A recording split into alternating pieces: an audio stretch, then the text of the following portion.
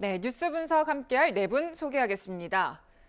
네, 이도훈 문화일보 논설위원, 구정 동아일보 신동아팀 차장 나오셨고요. 네, 김관옥 정치연구소 미니 소장, 장현주 전 민주당 민원법률국 변호사도 함께하겠습니다.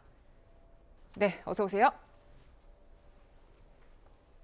네, 오늘 첫 소식은 당장 이틀 앞으로 다가온 국감 관련된 소식부터 전해볼까 합니다. 자, 윤석열 정부 출범 후 첫 국회 국정감사가 이번 주 화요일부터 시작이 됩니다. 24일까지 14개 상임위가 국감을 하게 되고 그 다음 달 3일까지 3곳의 상임위 감사가 계속 진행이 되는데요. 피감 기간만 780곳이 넘는다고 합니다. 굉장히 많죠.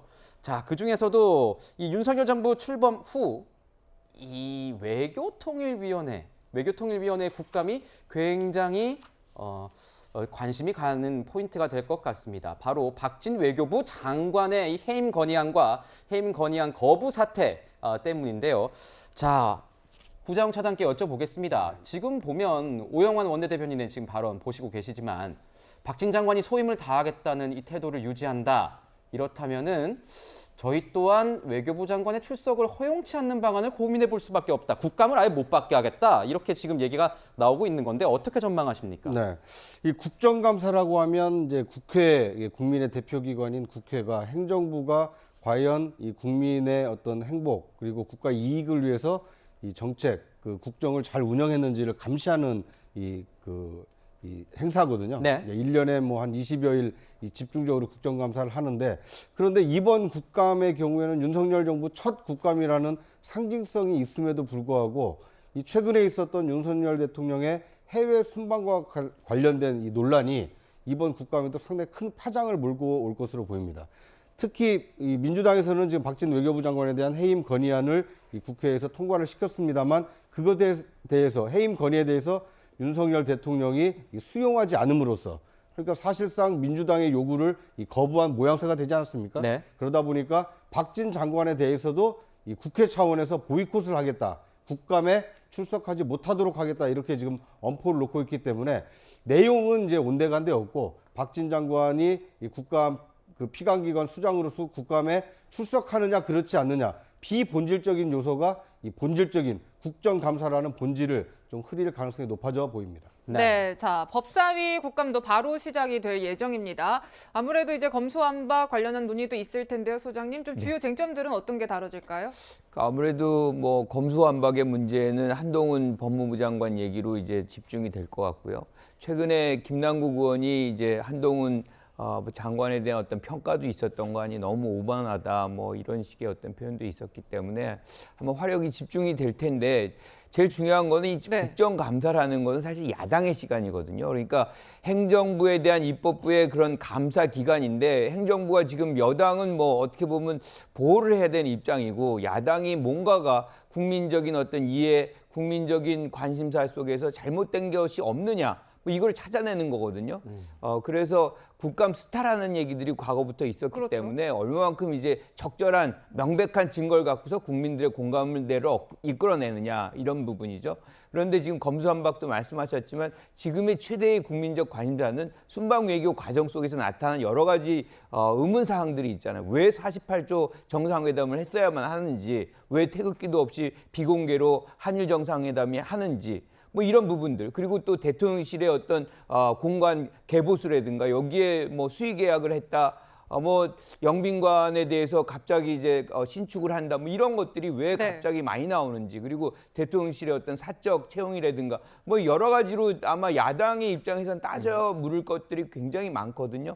그래서 아마 법사위뿐만 아니라 모든 상임위에서 아마 열심히 이런 행정부에 대한 견제, 감사가 있지 않을까 봅니다. 그렇죠. 이번 국감 같은 경우에는 좀 성격이 다른 것 같습니다. 정권 교체 이후 5개월밖에 안 됐기 때문에 지금 상황에서는 지난 정권에 대한 책임론을 강조하는 여당과 그리고 현 정권의 견제론을 들고 나올 야당이 치열하게 맞붙을 것으로 보입니다. 특히 법사위를 저희가 아까 홍유라 앵커랑 이제 여쭤봤던 이유는 이 법사위에 각종 민주당 대표의 어떤 사법 리스크뿐만 아니라 이 김건희 여사의 어떤 사법적 판단이 필요한 부분, 특검 관련된 부분들도 얽혀 있기 때문인데 위원님께서 보시기엔 어떻습니까? 법사위에서 굉장히 충돌이 좀 있을 것 같아요. 아무래도 가장 뜨겁겠죠. 6일날 법무부 국감이 있고 17일날 헌법재판소 국감이 있는데 여기서는 이제 검수완박법 문제 놓고 아무래도 다투지 않겠습니까?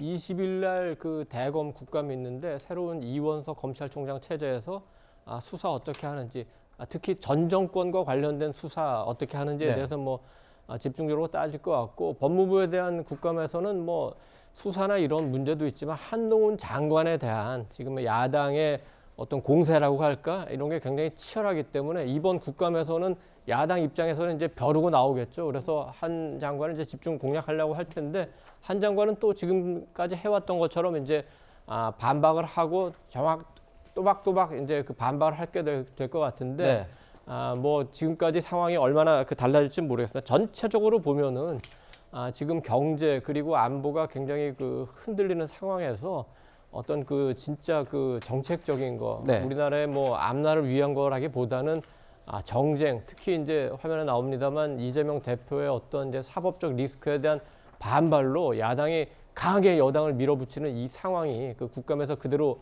재현될 것 같아가지고 조금 우려가 앞서는 상황입니다. 네, 지금 상임위별로 이제 문재인 전 대통령과 김건희 여사 관련 증인을 채택해야 한다라는 이 주장들이 맞붙으면서 여야 대치는 깊어지고 있습니다. 그 모습 만나보시겠습니다. 다수결의 원칙에 따라서 처리한 것을 폭력이라고 말씀하시면 그거는 위원장으로서 수용할 수 없다는 말씀을 드리면서 사퇴를 선포합니다. 발언 기회도 안 주고 추가로 위원장님 지금 야반 도주하시는 겁니까, 이 대낮에? 네, 변호사님, 이런 상황에서 지금 국민의힘은 이재명 대표 논문 표절 의혹 그리고 조국 전 장관 입시 비리 경향한 증인 명단으로 좀 맞불을 놓겠다, 이런 계획인 건가요? 사실 이 맞불 전략은 별로 실효성이 있다고 보이지는 않습니다. 국민들 보시기에 지금 문제가 되고 있는 김건희 여사에 대한 논문 표절이라든지 허위 의혹이라든지 이런 부분은 지금 살아있는 권력에 대한 어떻게 보면 감시 역할을 할 수 있는 부분이거든요. 그런데 그 부분에 대해서 국민의힘 입장에서는 지금 현재 존재하고 있는 김건희 여사에 대한 의혹에 대해서 국민들께 소상히 설명하는 방식이 아니라 어떻게 보면 문제 본질을 회피해서 그렇다면 야당에도 문제가 있지 않냐, 이런 식으로 본질을 좀 흔드는 전략을 쓰는 것 같은데요. 국민들 보시기에는 만약에 이재명 대표의 논문 표절이라든지 조국 전 장관에 대한 문제라든지 이런 부분들, 특히 조국 전 장관에 대한 입시 비리 의혹 같은 경우에는 이미 재판 중인 상황이고 일정 부분은 또 재판에서 확정된 부분도 있거든요. 그렇다고 한다면 국민 입장에서는 아무리 이 야당에 대한 문제를, 이 본질을 흔든다고 하더라도 김건희 여사에 대한 또 허위 의혹이라든지 논문 표절 문제는 해결이 되지 않는 것이기 때문에 이런 맞불 전략으로 김건희 여사에 대한 의혹들을 벗어날 수는 없을 것 같다고 생각이 듭니다. 네, 차장님, 무엇보다 영빈관 신축 문제나 또 용산 대통령실 이전 문제, 이것도 굉장히 중점적으로 다뤄지겠죠? 네, 아무래도 이제 야당으로서는 새로 출범한 윤석열 정부의 어떤 이제 실정이라고 할 수 있는 이제 가장 대표적인 윤석열 대통령이 이제 치적으로 여당에서 꼽고 있는 것이 이 청와대를 지금 용산으로 옮긴 거 아닙니까? 그런데 처음에 약속했던 이전 비용보다 훨씬 더 많은 이전 비용이 들고 있는 거 아니냐, 이거에 대해서 좀 집중적으로 이 문제 제기를 할 것으로 보입니다. 그런데 이제 지금 이번 국감은 보면은요, 그러니까 여당은 어차피 약간 좀 수세적인 입장이라고 본다라면 야당이 이 날카롭게 지금 국정감사를 준비했다라면 이렇게 할까라는 좀 생각이 듭니다. 왜냐하면 이제 출범한 지 불과 이제 5개월 정도밖에 안 됐기 때문에 두드러진 실정이라고 꼽을 만한 것이 없고, 더더군다나 지금 이제 어떤 권력형 비리라든지 아니면 행정 어떤 실책에 따른 어떤 국민 불편이 초래됐다, 이제 이런 국민적 분노를 자아내는 어떤 국정 현안이 아직 없는 상태 아닙니까? 그러다 보니까 자꾸 이제 예전에 대선 때 있었던 이슈가 이번 국정감사로 계속 이어지고 있는 것 같습니다. 그러니까 대선 연장전이 지방선거였다면 이번 국감은 이제 대선 인저리 타임, 한 4분, 5분 남은 이 축구 경기 하듯이 남은 이 대선 때 쟁점들을 이 증인 참고인으로 불러서 문제 제기를 하겠다, 이렇게 지금 벼르고 있는 것 같은데, 과연 이게 국민들이 지금 대선 끝난 지가 벌써 이제 6개월이 다 돼가지 않습니까?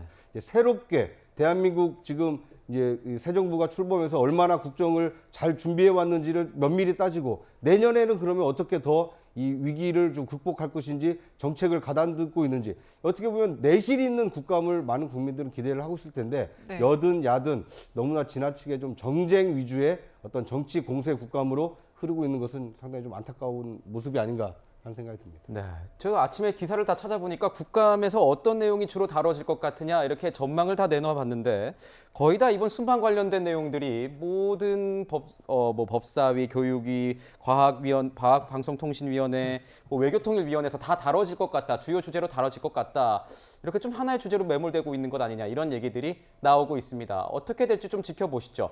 자, 이 윤석열 대통령이요. 박진 외교부 장관의 이 해임 건의안을 거부했습니다. 여야의 입장 우선 들어보시고 관련된 이야기 좀 더 나눠보도록 하겠습니다. 해임 건의안을 거부하신 것은 당연한 것이고요. 민주당도 거부할 줄 알고 이걸 했습니다. 늘 당리당략적으로 우리 당이나 대통령에게 뭔가 흠을 잡고 해코지하려는 그런 것만 드러났다고 봅니다. 국민 여론과 국회를 무시한 오만과 독선을 다시 한번 극명하게 드러낸 것입니다. 자, 이렇게 보면 국민의힘 같은 경우에는 이 해임 건의안을 상정한 김진표 국회의장의 사퇴 촉구 결의안을 냈고 민주당은 외교참사 대책위원회를 출범시켰습니다. 강대강 이 대립으로 지금 이어지고 있는데 저는 이런 생각도 들어요, 위원님. 지금 보면은 여소야대 상황에서 야권이 해임 건의안 한번 이제 해서 단독으로 이제 처리를 했는데 이것이 혹시 이번 박진 외교부 장관뿐만 아니라 다른 장관들에 대한 어떤 해임 건의안 지금 보면 뭐 한동훈 장관 굉장히 뭐 눈의 가시처럼 여기고 있지 않습니까? 또 그런 해임 건의안 이어질 수도 있을까요? 어떻게 보십니까? 뭐 대체로 예상할 수 있는 거는 그 박진 장관 이제 해임 건의안을 굳이 그 표결까지 한 거는 이후에 이제 한동훈 그 이상민 그 법무 행안부 장관에 대한 아마 탄핵을 시도할 가능성이 있어 보여요. 왜냐하면은 야당에서는 지금 이제 검찰이 그 이재명 대표에 대한 수사하는 걸 굉장히 이제 두려워하고 있는데 실제로 한동훈 장관이 그 수사 지휘권이 없고 수사 지휘하지 않겠다고 얘기를 했기 때문에 수사에 관여는 안 할 것 같은데 어쨌든 한동훈이란 그 존재 자체에 대해서 약간의 두려움, 그다음에 약간의 그 이제 반대하는 입장이기 때문에 저는 하리라고 봅니다. 그러면 3분의 1 발의하고 2분의 1 결의할 수 있어요. 그러면 직무가 정지가 됩니다. 그러면은 그 헌재에서 판결이 나올 때까지는 직무가 정지가 돼요. 짧게는 한 뭐 2, 3개월에서 길게는 뭐 5, 6개월까지도 갈 수가 있겠죠. 그럼 그때까지는 어쨌든 법무장관이 공석이니까 검찰의 수사 동력이 좀 떨어지지 않을까 기대할지 모르겠는데 그러나 이원석 검찰총장 체제가 한동훈 장관이 있고 없고에 상관없이 그거는 수사한다고 보고 오히려 이거는 정치적 문제가 돼가지고 아마 한동훈 장관의 정치적 위상이 엄청나게 그 헌재에서 그걸 인용을 하든 기각을 하든 올라갈 것 같고 지금 이제 민주당 입장에서는 한동훈 이상민 그 탄핵안에 이어서 아마 김건희 여사에 대한 그 특검법도 또 강행할 것 같아요. 네. 그리고 이제 마지막으로 지지율을 봐가면서 윤석열 그 대통령에 대한 탄핵안도 밀어붙이고 싶어 하겠죠. 네. 박근혜 전 대통령 탄핵한 다음에 얼마나 쉽게 정권을 잡았습니까? 또다시 그 탄핵의 추억을 이제 되새겨 보려고 하는 것 같은데 우리 국민이 그걸 용납을 하겠습니까? 그러니까 우리 민주당 분들 조금 이성적으로 지금 뭐 여러 가지 그 강공을 하는데 뭐 윤석열 정부가 잘못한 것도 있고 어떤 부분은 그 사과나 유감을 표명할 될 부분도 있고 어떤 경우는 다시 조금 바로잡아야 될 부분도 있을 겁니다. 그러나 무조건 지금 막 모든 문제를 정쟁으로 모든 문제를 윤석열 김건희로 몰아가는 걸 이 상황을 우리 국민이 용납을 계속 방치를 할까요? 아마 그 장기적인 전략은 좀 잘 짜야 될 것 같습니다. 네. 네, 민주당에서 좀 강력히 잇따라 추진하는 국무위원 불신임 조치는 어떠한 정치적인 계산이 깔려 있는가 궁금해지는데 소장님 일각에선 이런 얘기 나와요. 그러니까 이렇게 계속해서 대통령이 거부권을 행사하면은 불통 이미지를 만들 수 있다 이런 계산이 있는 것이다라는 분석이 있던데요. 그러니까 그걸 받아들이면 되죠. 그러면 불통 이미지 안 만들어지는 거 아닙니까? 제일 중요한 거는 사실은 입법부의 어떤 해임 결의안이 장관의 해임 결의안이 행정부를 견제하는 수단이기도 하지만 네. 이걸 잘못 썼을 때는 정책 효과가 역효과가 굉장히 큽니다. 그러면 왜 민주당이 이때 쓸 수 있었느냐? 지금 외교 참사에 관련된 거거든요. 지금 60% 이상의 국민 여론조사로 나타난 걸 보면 외교의 부실함, 외교의 실패다 이렇게 평가를 하고 있거든요. 그런데 이렇게 성과가 사실은 부실함에도 불구하고 국민들 입장에서는 지금 어느 누구도 이 정부에서 이 부분에 대해서 책임을 지거나 네. 사과를 하거나 이런 부분들이 없어요. 그러면 야당의 입장에서는 이 부분에 대한 책임을 물어야 되는 것이 국민을 대표해서 해야 되는 역할이거든요. 안 하면 또 국민들이 지금 민주당에서 뭐라 하겠습니까? 그래서 지금 민주당은 선택의 여지가 없었다. 이거를 반드시 해야 되는 것이고 이거를 하게끔 만든 것은 저는 정부라고 봐요. 대통령이고. 지금 사실 해방 거리안을 하기 전에 대통령이나 외교부 장관이 이 부분에 대한 어떤 부실 외교에 대한 부분들에서 어떠한 부분들은 좀 미흡했고 잘못했고 뭐 이런 것들을 좀 허심탄회하게 국민들에게 얘기를 하고 이걸 반복하지 않겠다라고 얘기를 했다면 민주당이 이거 못 냅니다. 해임 결의안. 저는 이 해임 결의안의 어떤 반복적인 한동훈 뭐 나중에 가서 대통령 탄핵까지 간다. 저는 있을 수 없다고 보고요. 이러한 어떤 중대한 사건이 있지 않으면 국민적 공감대가 만들어지지 않고 이런 것들을 제시할 수가 없어요. 야당에서는. 그래서 저는 이 사안을 어떻게 대처하느냐가 사실은 여당이나 정부의 어떤 태도를 우리가 국민들이 보는 것이고 거기에 따라서 이 사안이 계속 갈 것이냐 말 것이냐가 판단된다라고 생각을 합니다. 네, 지금 이렇게 뭐 여의도 국회 상황이 정말 여야 강대강 대치 상황으로 계속 점철되고 있습니다. 이런 가운데 이 용산 대통령실, 이 윤석열 대통령의 지지율은 최저치를 기록하고 있습니다. 자, 저희가 지지율 준비해봤습니다. 자, 부정, 긍정 이렇게 나눠봤는데요. 긍정 65, 부정 65, 긍정 24. 이게 가장 최근에 조사된 게 이런 수치가 나오는 겁니다. 자, 내부 총질 문자와 만 5세 취학 논란이 불거졌던 8월 초와 같이 지금 최저치를 기록하고 있는 이 상황인데 아마 비속어 논란 대응과 관련해서 이 여권에 대한 어떤 실망감이 드러난 게 아니냐 이런 분석들이 나오고 있는데요. 여권 내에서도요, 이 비속어 논란에 대해서 굉장히 강도 높은 발언이 나왔는데 저희가 한번 들어보고 이야기 나눠보도록 하겠습니다. 바이든이냐 날리면이냐를 가지고 온 국민이 지금 청력 테스트를 하는 이런 상황이 그 자리에서 사과하고 지나갈 일을 끝낼 일을 이렇게 국민들을 정말 너무 개돼지로 취급하는 그런 코미디 같은 일은 당장 좀 중단하고 이 문제는 뭐 깨끗하게 사과하고 지나갈 문제라고 생각을 합니다. 자, 지난주에 워낙 이슈가 됐던 내용이기 때문에 우리 시청자 여러분들께서도 어떤 내용인지 아실 것 같은데 홍준표 이 대구시장이요, 이 유승민 전 의원의 이 같은 발언에 대해서 뭐 댓글을 남겼는데 자기네 의견을 밝혔습니다. 자, 어려움에 대통령이 처해 있을 때는 좀 침묵하는 게 도와주는 것 아니겠느냐, 이렇게 본인이 운영하는 SNS에서 누군가 묻는 이 질문에 이렇게 댓글을 달았는데요. 구자웅 차장께서 보시기엔 어떻습니까? 네. 그러니까 이제 이게 너무나 이제 복잡한 현안이 계속 반복되다 보니까 조금 판단하시는데 어려움이 겪을 수가 있을 텐데요. 저는 홍준표 의원은 처음에는 아마 이제 대통령이 유감 표명을 하거나 비속어 논란에 대해서 좀 대통령 본인이 결자 해지를 하는 게 좋겠다 이렇게 조언을 한 것으로 기억이 됩니다. 그런데 지금은 유승민 전 의원을 향해서 침묵하는 게 대통령을 도와주는 거다라고 약간 태도가 바뀐 이유는 뭐냐면 야당인 민주당이 박진 외교부 장관에 대한 해임 건의안을 국회에 제출했고 그걸 본회의에서 통과를 시킨 겁니다. 그러니까 정치적으로 저렇게 이제 공세를 하고 있는 상황에서 내부 총질 비슷하게 대통령을 흔드는 것과 같은 비판의 목소리는 좀 자제하는 게 좋지 않겠느냐. 지금은 야당이 대통령과 여당을 향해서 총공세를 하고 있는데 여당 내부에서조차도 대통령을 비판한다라면 야당의 공세에 힘을 실어주는 꼴이 될 수 있기 때문에 이제 지금 이런 국면에서는 오히려 침묵하는 것이 좋겠다라고 저는 홍준표 시장이 뭐 이렇게 여권을 생각하고 대통령을 생각해서 저렇게 발언을 한 것으로 보이고요. 유승민 전 의원의 경우에는 약간 이제 원칙을 지키고 있는 겁니다.